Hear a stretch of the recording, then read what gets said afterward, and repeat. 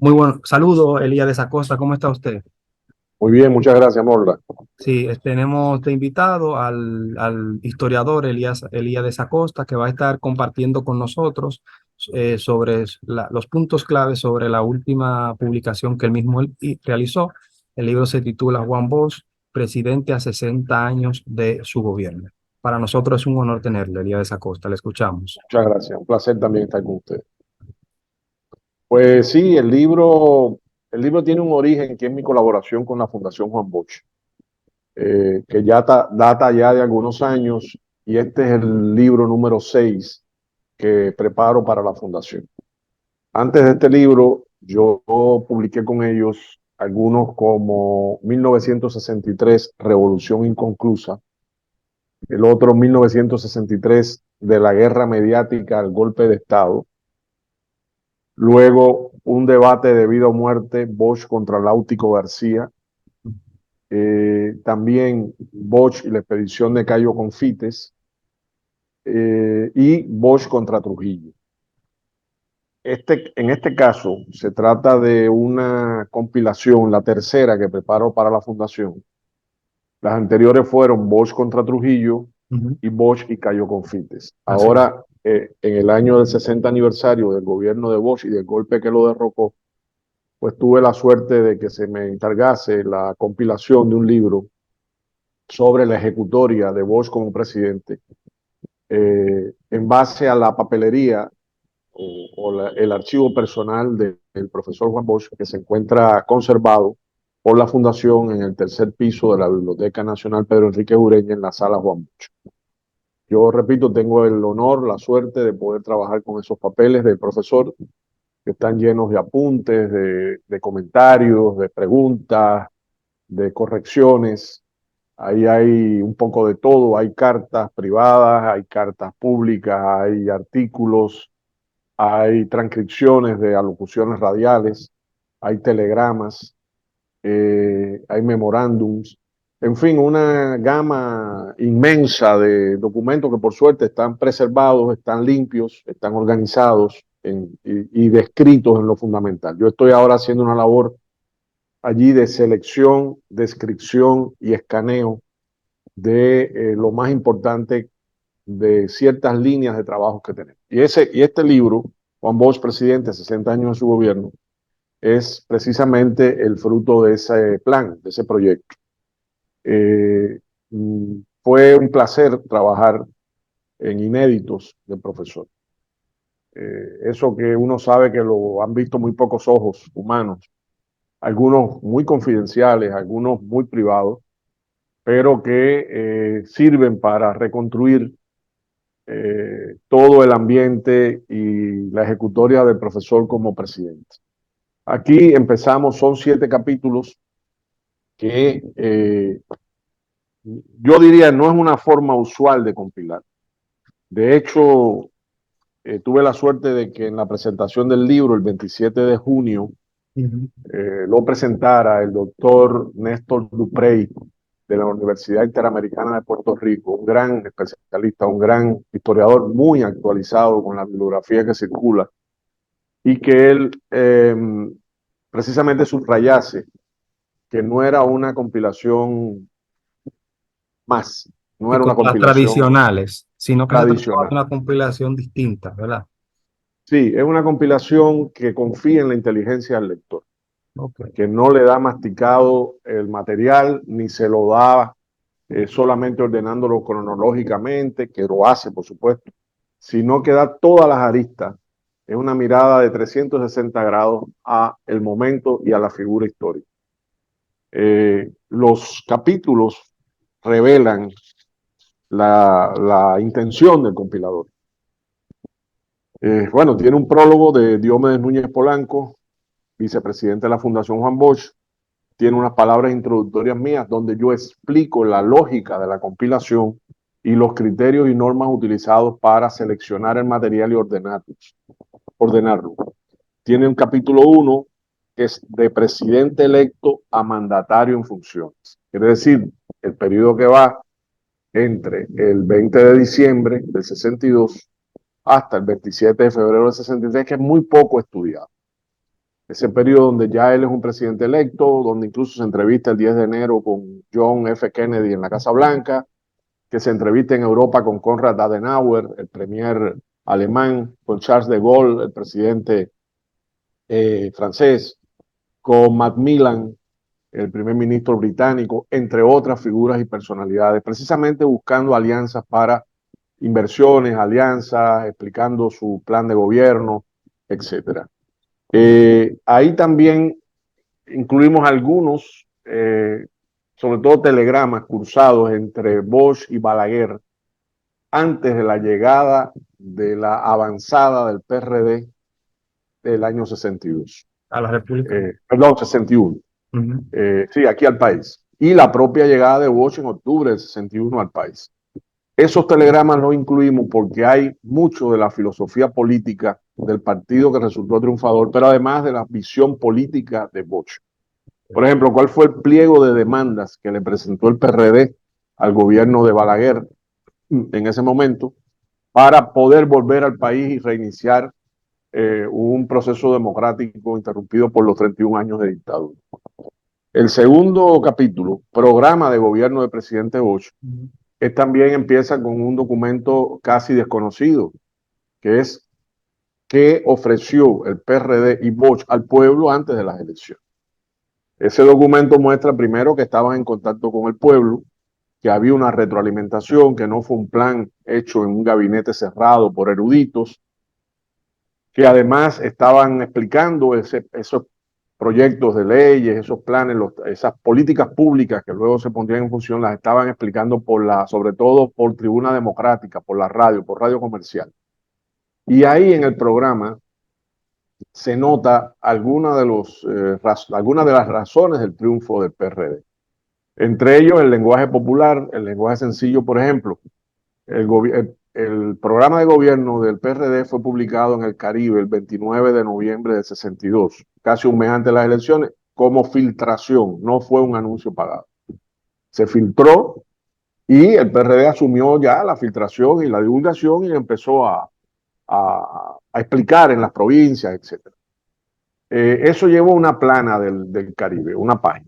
Sin embargo, el programa de la UCN, Unión Cívica Nacional de Viriato Fiallo, necesitó 5 páginas en el Caribe para ser publicado, más 2 que luego se publicaron posteriormente, explicando las 5 páginas del Caribe. O sea, yo dudo mucho que con 1% de analfabetismo como se tenía en el país, con una pobreza que mucha gente no podía comprar periódico ni leer, con mucha angustia por la vida cotidiana, mucha gente fuera de la capital y algunas ciudades grandes se enteró del programa de la UCN, ni siquiera del PRD tampoco. Así De es. ahí la importancia que tuvo la radio en todo ese proceso. Bueno, el programa del PRD, del cual nunca se habla, que es lo que proponía, y que permite luego valorar si en esos 7 meses se empezó a cumplir, cosa que sí, lo adelanto, se empezó a cumplir y a sobrecumplir con creces. El tercer capítulo es la implementación de las políticas públicas del gobierno. Ahí hay cartas, ahí hay circulares, ahí hay memorándums de cómo ese programa se fue plasmando en políticas públicas. Que para que sean políticas públicas tiene que haber ciudadanos y tiene que haber participación. Donde no hay democracia no hay políticas públicas. Puede haber planes monárquicos de reyes y emperadores, aunque sean republicanos. Pero política pública tiene que haber participación del pueblo en la elaboración, puesta en práctica y evaluación. Bueno, todos saben que Juan Bosch fue un fanático de la rendición de cuentas. Así Al es. extremo de que incluso llegó a crear en Palacio, no lo pudo estrenar, pero lo construyó, un estudio de televisión para ganar tiempo y estar en contacto permanente con el pueblo, explicando, educando, creando conciencia de su obra de gobierno. Cuarto capítulo, muy importante y que Néstor Duprey subrayó como inusual, la recepción de las políticas públicas implementadas por el gobierno. O sea, no es solo la alabanza de que si Bosch lo hizo bien o la crítica de si lo hizo mal o el señalamiento de que lo hizo incompleto, que de todo eso hubo algo, por supuesto. El problema fundamental aquí es cómo se recepcionaron en la época por las fuerzas políticas, por el pueblo, las diferentes políticas implementadas. Y aquí, por ejemplo, está el demoledor artículo de principio, creo que es 10 de diciembre o algo así, de Jiménez Grullón contra el programa de gobierno del PRD, de la Alianza Socialdemócrata que presidía. Y están también las opiniones de la UCN sobre el programa de gobierno del PRD, que fueron publicadas en el Caribe en ambos casos. Quiere decir, no es solo presentar el programa, sino ver las opiniones, la factibilidad y las críticas que se le hacían al programa. Claro, Bosch, demócrata y hombre inteligente, muy intelectual, además formado en la polémica y el diálogo, aprovechó esas críticas para perfeccionar sus planes y no para molestarse porque hayan sido formuladas. Capítulo 5, Ética, Democracia y Justicia Social, piedras angulares del gobierno del presidente Bosch, que no necesita explicación. El capítulo 6, expresiones de solidaridad y apoyo al presidente depuesto. Quiere decir, otra cosa que tampoco se habla mucho. Bueno, vino el golpe. Aquí, ¿cómo nosotros narramos? ¿Qué narrativa hay del golpe? Vino un golpe, nadie protestó. Tumbaron a Bosch, lo sacaron del país, se puso una junta militar y después un triunvirato. Como que Esa es él, la narrativa. ajá, exacto, como que él no tuvo ninguna, no asumió ninguna posición para de alguna manera combatir ese intento golpista que se tenía. Es falso completamente, hizo todo lo que pudo en medio de un panorama militar y de seguridad muy contrario y de una embajada norteamericana y de un clero católico alto y de una oligarquía, conspirando todos unidos y abrazados contra él jubilosamente. Es decir, más no podía hacer.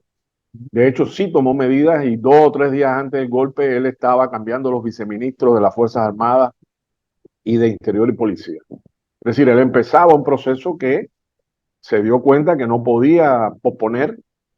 Él llegó a citar a John Barlow Martin, el embajador norteamericano, y le presentó la lista de los conspiradores de la misión militar norteamericana con nombre y apellido, que estaban conspirando dónde y con quién.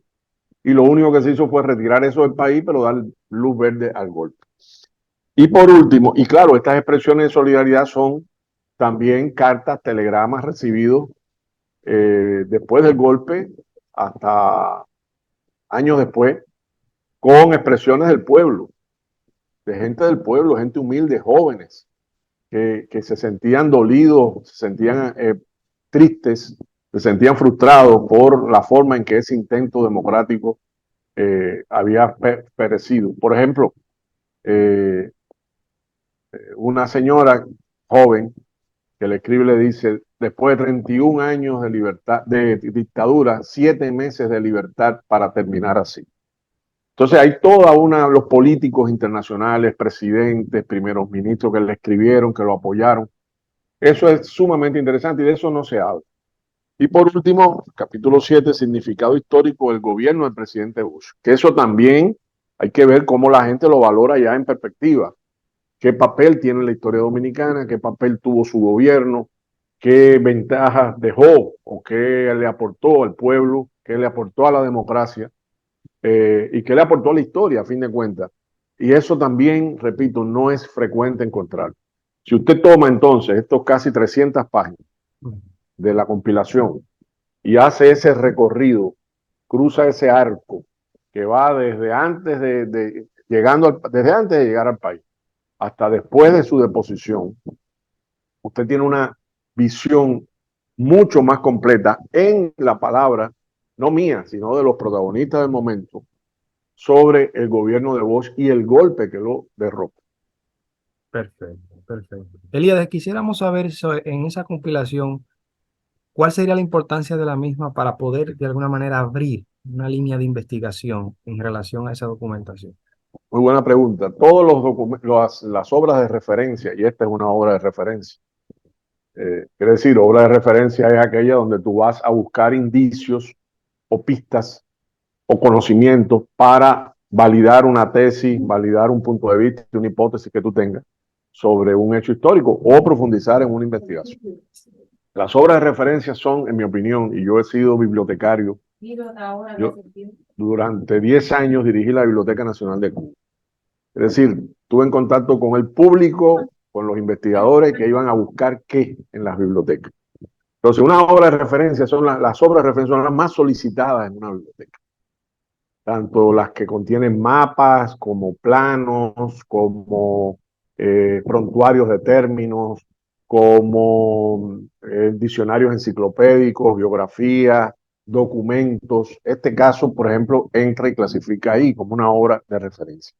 Las obras de referencia son calladas. Detrás hay la labor de un compilador que no brilla para brindarte a ti un puente, construirte un puente para que tú cruces como investigador, generalmente joven, y puedas abrir una línea de investigación ahorrándote tiempo y ahorrándote confusión. Porque todos estos documentos que están aquí tienen cada uno de ellos una breve descripción en el encabezamiento y tiene la fuente debajo.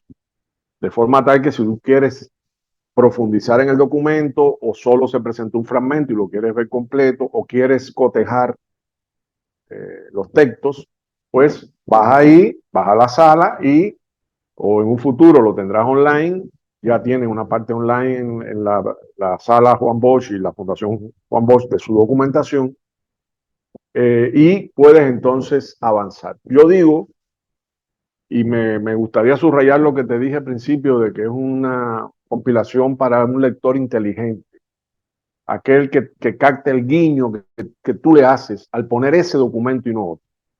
Por ejemplo, te voy a poner un ejemplo sencillo. Una escueta carta de Milagro Ortiz de Bosch. Milagro Bosch, Milagro Bosch, sí, la sobrina del presidente. Ella estuvo trabajando como en la secretaría previo a la llegada de Bosch como presidente del PRD de Asuntos Sociales o algo así. Ella recibía las cartas que la población le mandaba con sus problemas previo a las elecciones.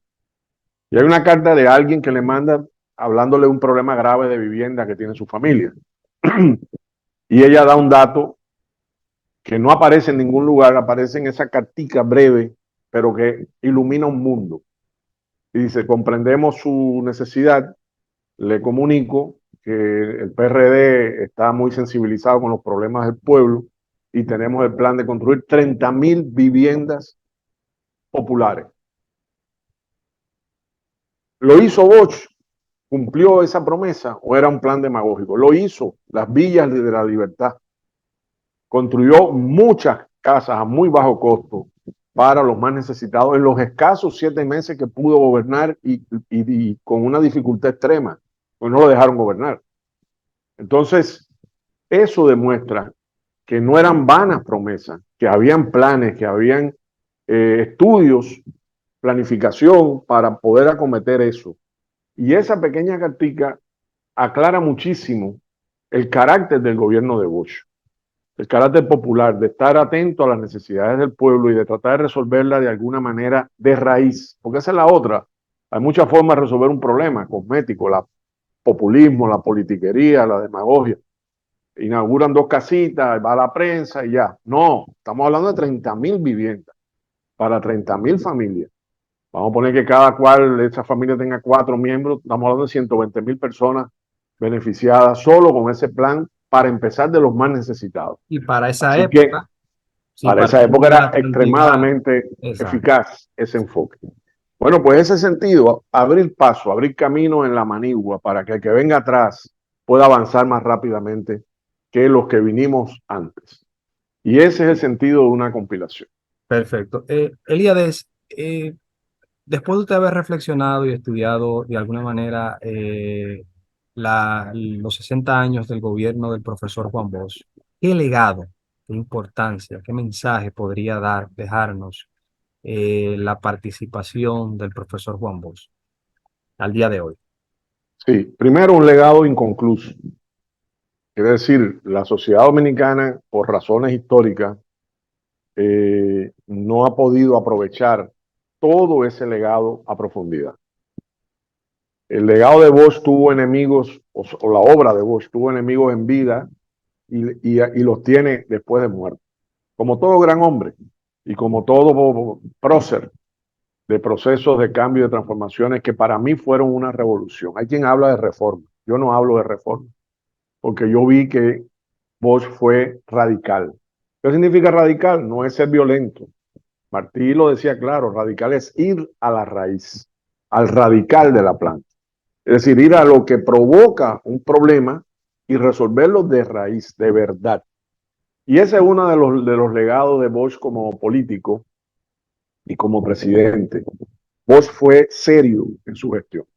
Bosch no jugó a las casitas en la presidencia.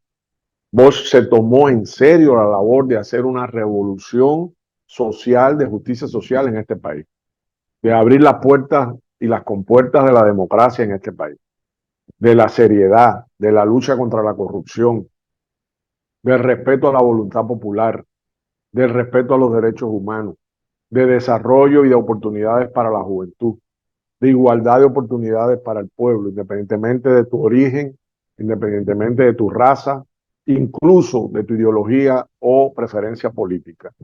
Bosch trató de gobernar para todos los dominicanos, no lo dejaron, pero lo trató seriamente. Entonces la seriedad sería uno de los primeros legados de Bosch. Segundo, la decencia.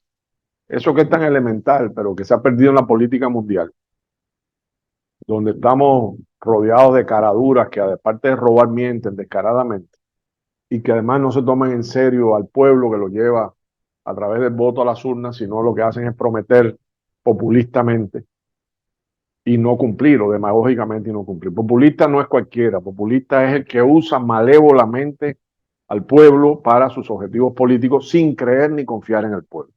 Bosch sí creyó y confió en el pueblo dominicano. Tuvo momentos de crisis esa confianza, sobre todo después del golpe, porque él consideró que se pudo haber movilizado más el pueblo, pero hay que tener en cuenta que el propio partido de gobierno estaba desmovilizado. Eh, en eso consistió, en aislarlo y en hacerle un cordón sanitario alrededor para que no pudiera defender su obra. Y así transcurrió el golpe. Otro elemento es la lucha contra la corrupción. O sea, Bosch tenía obsesión con el tema de las rendiciones de cuentas y también de cómo cortar de raíz ese mal que corroía a la República desde la colonia. Porque aquí la corrupción no la inventó Trujillo, ni la inventó la intervención norteamericana. Aquí la corrupción la inventó la colonia. España es el país más corrupto en la conducción de sus colonias posible. Y si no, vean todas las leyes que los monarcas tuvieron que implementar, entre ellos los juicios de residencia cuando un capitán general terminaba, para ver hasta dónde había robado y qué correctivos se le ponían. Así que ese es otro tema, el tema de la lucha contra la corrupción, que tiene una enorme actualidad en este país y en el mundo. Bosch fue un demócrata de verdad. Incluso lo dice varias veces, dice a mí, yo me he dejado ofender, porque así es la democracia. Yo me he dejado incluso incursionar contra mi familia y contra mi... Yo he dejado que mientan.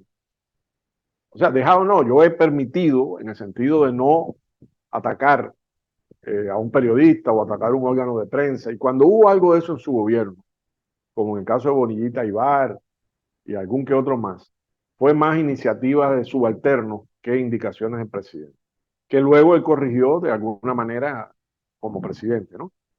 Pero nadie puede decir que no hubo, bueno, lo dice él en la carta de confinamiento, cuando está todavía preso aquí en el Palacio Nacional, que logra sacar la carta, una carta al pueblo donde dice, durante estos meses nadie, no, yo no, o sea, no se mató, no se robó, no se reprimió. Y yo no lo voy a hacer. O sea, dice que ni en la cárcel ni fuera voy a lograr, van a lograr presionarme para que yo cambie mi conducta como estadista.